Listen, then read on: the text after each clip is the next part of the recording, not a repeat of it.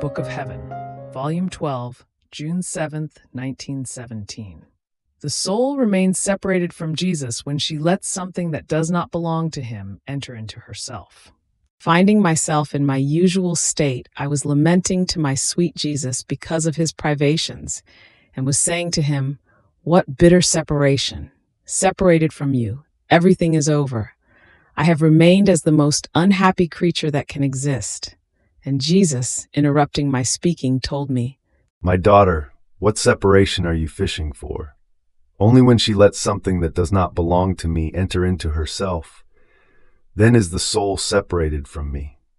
Therefore I enter into the soul, and if I find her will as my own, her desires, her affections, her thoughts, her heart, everything as my own, I absorb her into myself, and with the fire of my love I keep liquefying her will with mine, making them one.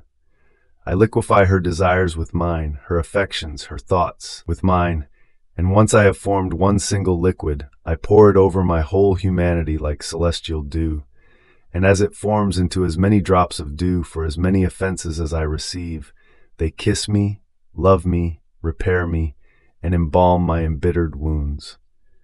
And since I am in the act of doing good to all, this dew descends for the good of all creatures.